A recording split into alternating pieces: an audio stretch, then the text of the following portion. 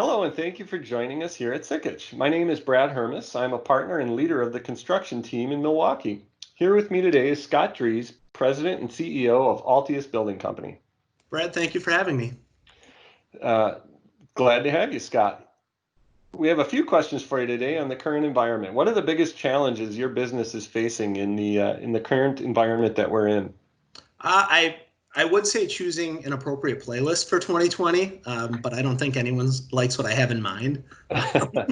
The biggest challenges we're facing is the abundance of information out there.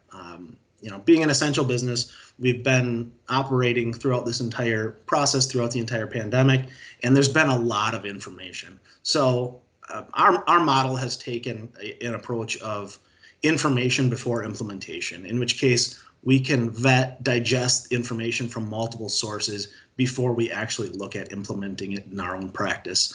We've taken a model called ACE, which stands for Adapt, Communicate, Execute, with our entire staff.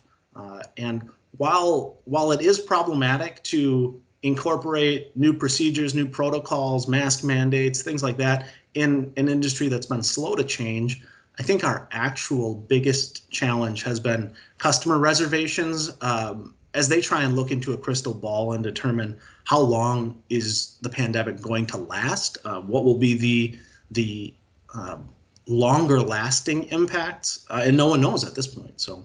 Yeah, absolutely. And where do you go to find answers to the challenges that you face every day? Beyond digging through the surplus of emails that I receive every day, we've also identified in-house a corporate COVID champion, Jonathan Ward, on our staff, and he distributes weekly updates on best practices, things that we can be doing to improve safety measures with regard to the pandemic. But as days change, the questions change. So we look to the CDC and local officials for what we should be doing, as well as industry white papers. And then how we can do it is something we always have to address with our attorneys as well as our field staff. And then when it comes to financial supplements, pros and cons, risks, that's where Sikich comes into play. And Brad, you come into play. So thank you. Glad to help. So what is the outlook that you have for the industry for the next 12 to 18 months? Well, first I'll preface it with an outlook on the pandemic. And I think it goes without saying that I have a strong outlook that we as Americans will unite around this and we will prevail, obviously. As far as construction impact, we're a trailing industry. We typically trail 90 to 120 days. So there will be a little pause there with lender reservations as well. But at the same time, we've had projects that have advanced due to vacancy at their facility because they're not able to operate, as well as some surplus funding that they've received from federal institutions. But customers are still, they're very bullish on the market. So even projects that have been delayed, there's a great degree of certainty around them.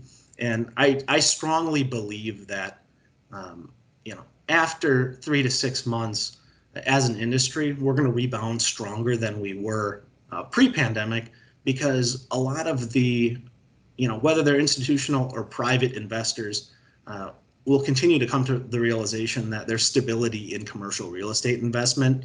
And I think that's what we've realized in the pandemic is the uncertainty that might exist in other investment outlets.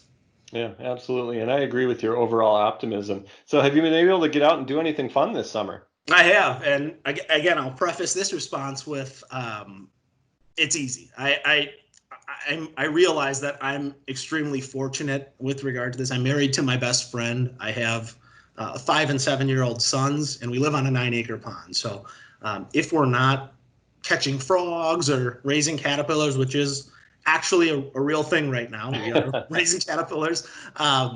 We also, I'll play Minecraft with them and try and do other things to convince them I'm cool. I don't think I'm succeeding, but hey, I've got to try.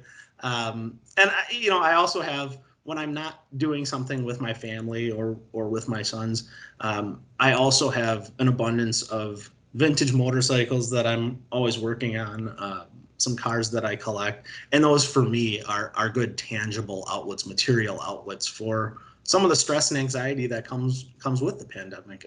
as is my family, but still able to have a good time despite the current environment. Absolutely. Well, and again, appreciate you taking the time to join us today. We really enjoy our partnership with your company. Well, thanks so much, Brett, and I'm again honored and humbled to be here. And thank you all for tuning in today. Have a great day. Take care.